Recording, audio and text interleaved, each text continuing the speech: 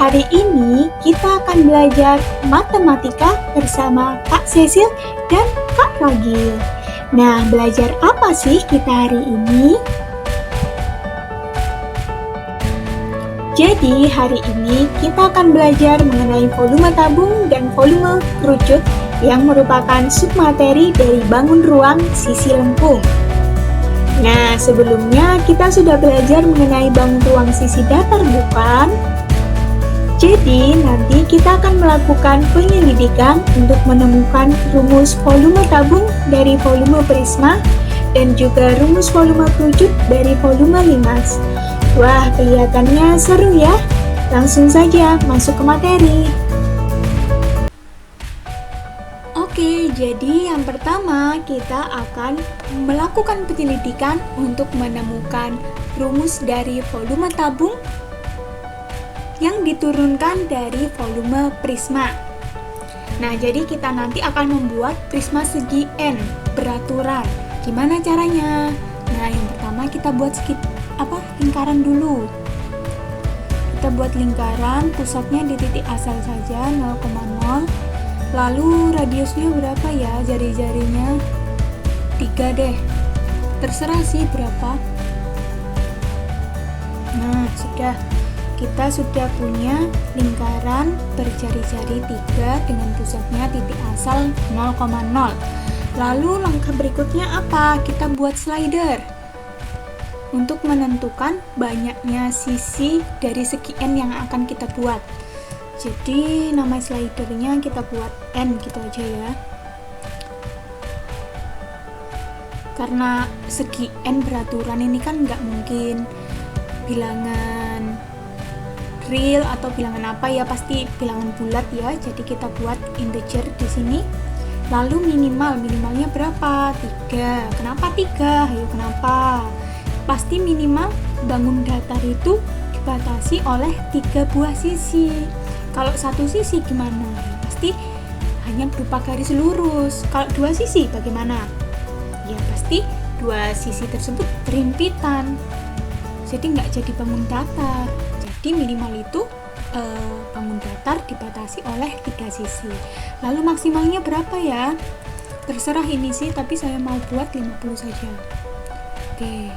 Nah, sudah terbentuk slidernya untuk menentukan banyaknya sisi dari segi N yang akan kita buat. Nah, setelah itu kita akan membuat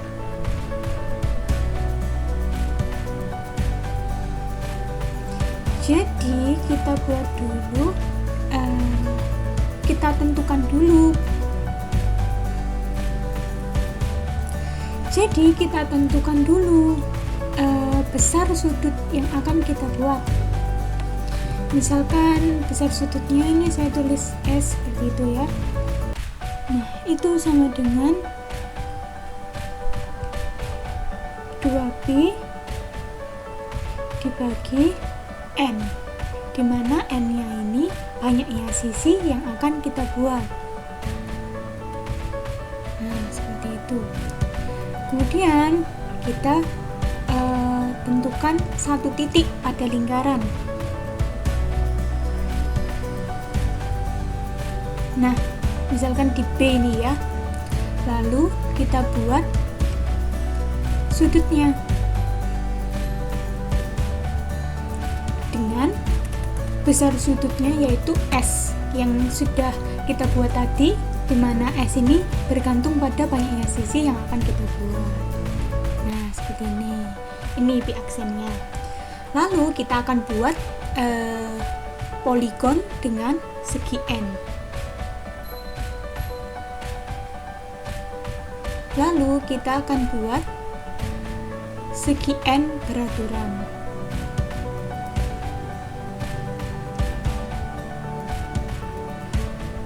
Dengan banyaknya sisi siapa? Ya N tadi yang sudah kita buat tadi dengan slider ini.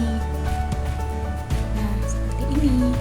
Jadi ini kalau kita ubah slidernya, nah, kalau kita ubah menjadi 5 ya bentuknya menjadi segi 5 beraturan. Kalau segi 8 ya menjadi segi 8 beraturan, seperti itu. Kemudian Langkah selanjutnya kita harus membuat slider. Slider apa? Slider untuk menentukan tinggi dari prisma yang akan kita buat.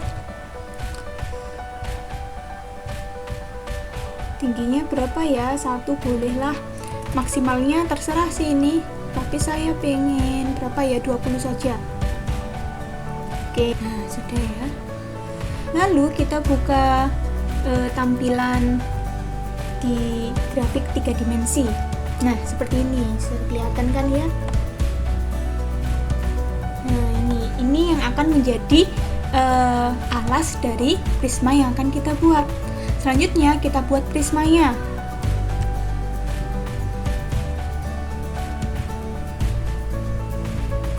Dengan alas ini dan tingginya siapa? Tingginya slider yang sudah kita buat tadi, yaitu T.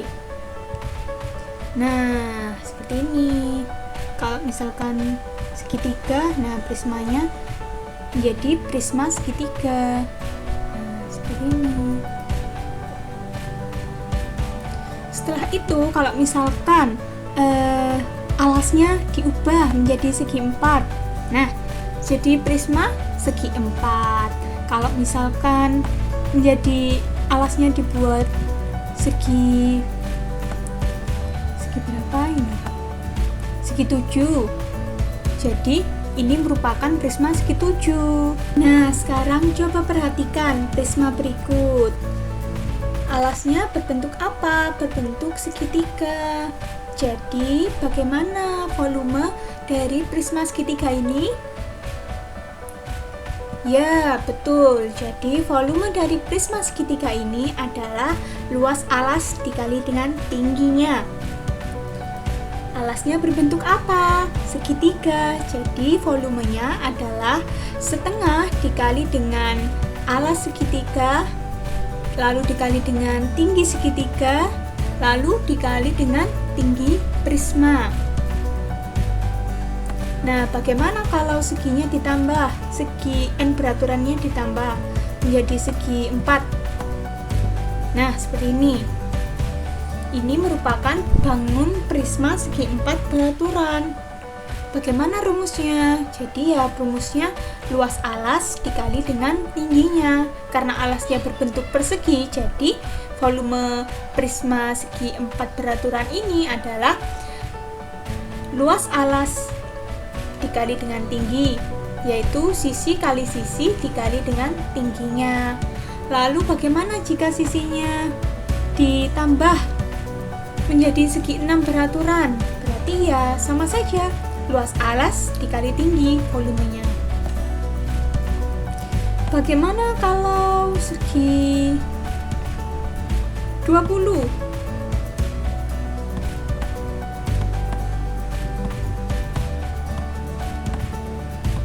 Nah, segi 20 seperti ini. Maka volumenya sama, yaitu luas alas dikali dengan tingginya, tinggi prismanya. Kalau misalkan ditambah lagi menjadi 30. Nah, jadi ketika kita memiliki prisma segi N beraturan dengan N-nya itu mendekati tak hingga, maka prisma tersebut akan memiliki alas mendekati bentuk lingkaran. Jadi prismanya ini bisa dikatakan sebagai apa? Ayo, prisma jika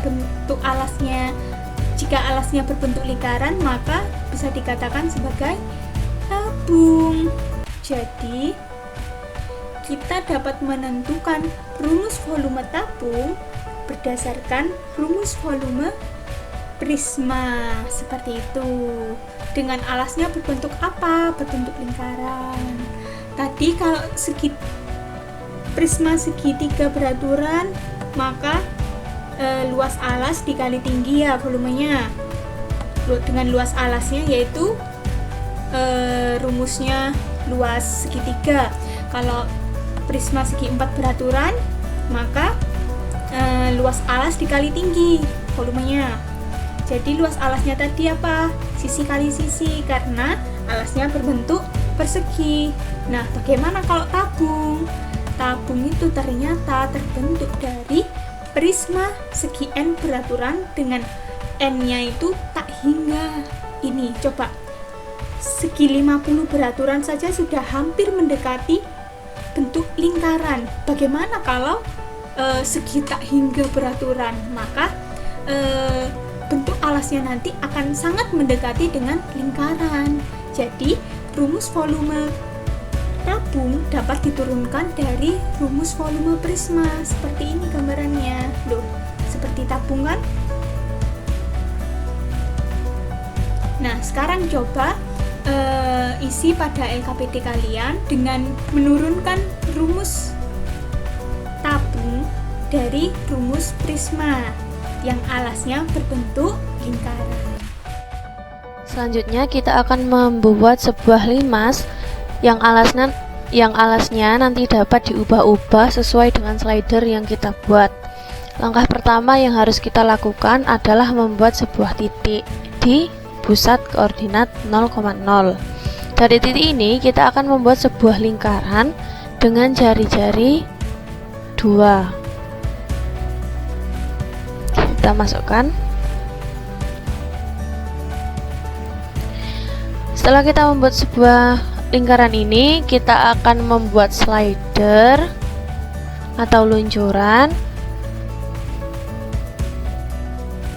Nah, luncuran ini akan memuat bilangan-bilangan bulat yang mana nilai minimumnya adalah 3 yang merupakan sisi segitiga.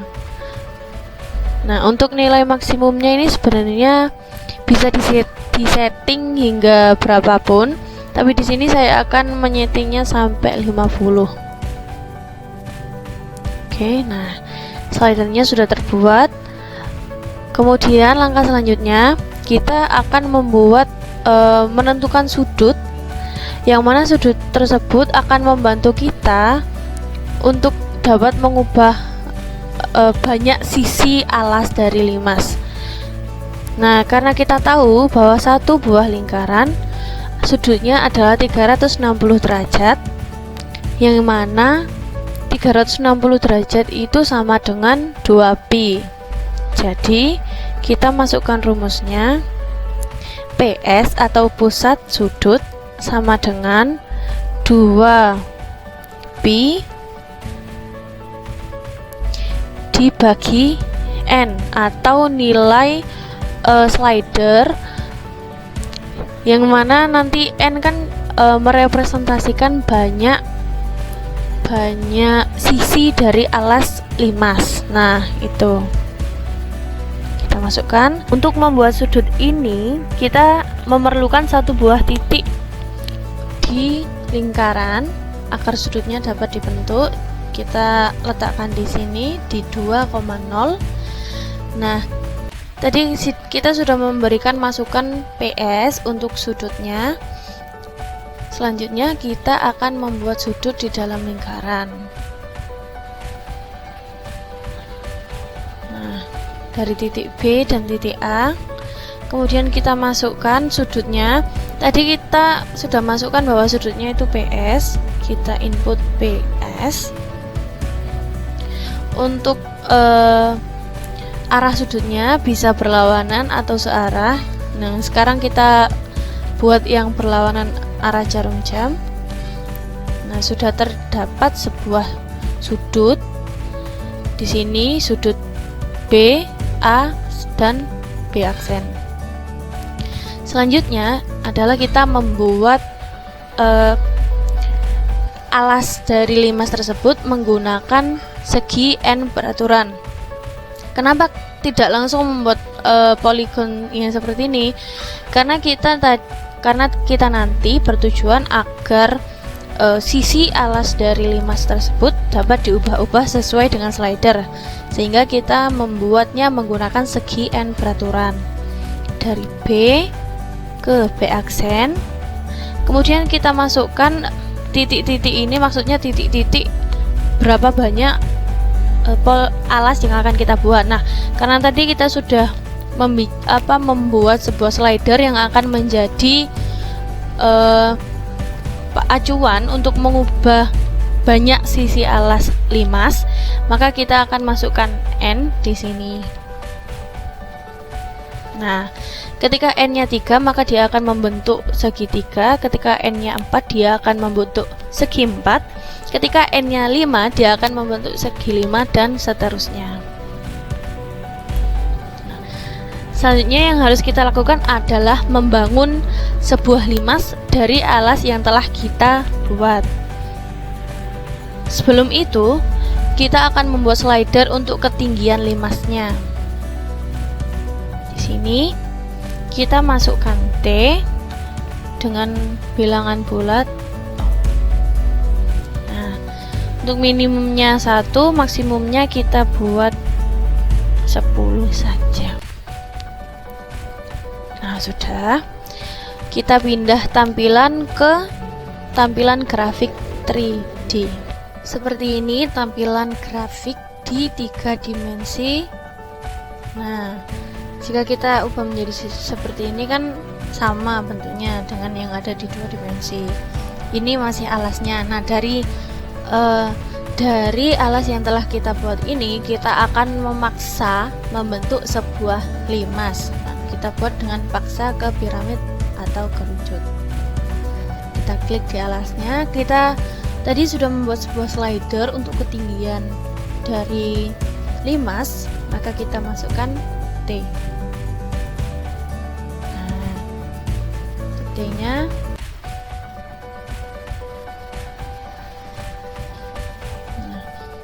untuk T-nya dapat berubah-ubah.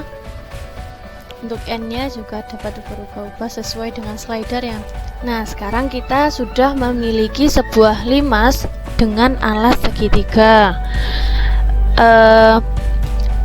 Kita tahu bahwa volume sebuah limas dengan alas segitiga adalah 1/3 dikali setengah dikali alas dari segitiga dikalikan tinggi dari segitiga, kemudian dikalikan tinggi dari limas yang telah kita buat.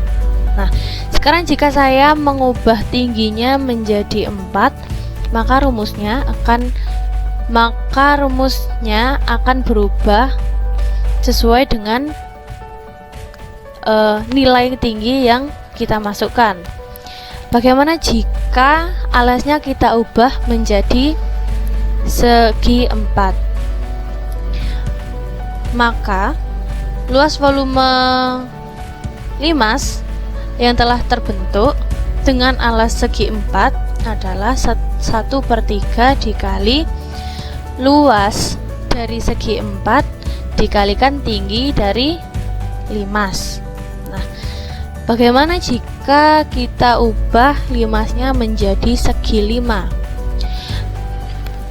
Maka volumenya akan berubah lagi menjadi 1/3 dikali luas alas, yaitu segi 5 dikalikan tinggi dari limas. Bagaimana jika kita mengubah banyak sisi alas dari limas menjadi 50? Bangun datar apa yang terbentuk? Nah, dapat kita lihat bahwa bangun datar yang terbentuk jika banyak sisi alas limas adalah 50 adalah sebuah lingkaran. Nah, dari alas lingkaran ini, bangun yang terbentuk apa ini namanya? Sebuah kerucut. Nah, dapat kita perhatikan jika sebuah limas dengan sisi alas sama dengan 50, dia akan membentuk sebuah kerucut. Bagaimana jika sisi dari alas limas kita tambahi lagi menjadi 100? Maka dia akan semakin mendekati bentuk kerucut. Nah, karena apa? Karena nanti lama-lama alas dari limas ini akan berbentuk lingkaran. Dapat kita lihat, kita tadi kan juga membuat sebuah lingkaran untuk tepian dari segitiga awal tadi. Sekarang sisinya, jika kita mendapatkan sisi limas itu 50, dia akan semakin berhimpit dengan lingkaran yang telah kita buat. Nah, seperti itu. Nah, Dapat kita simpulkan jika sebuah limas memiliki alas segitiga kemudian diperbanyak hingga tak hingga banyak sisinya, dia akan lama-lama membentuk sebuah kerucut. Nah, dari sini bagaimana kita menyimpulkan volume kerucut itu sendiri dari volume limas? Kita tahu bahwa volume limas adalah 1/3 dikali luas alas dikali tinggi. Jika alasnya berbentuk lingkaran, maka apa rumus volume dari sebuah kerucut? Bagaimana materi hari ini? Mengasihkan bukan? Semoga dengan video ini kalian bisa menjadi lebih paham dan bermanfaat ya untuk kalian ke depannya. Terima kasih. Wassalamualaikum warahmatullahi wabarakatuh.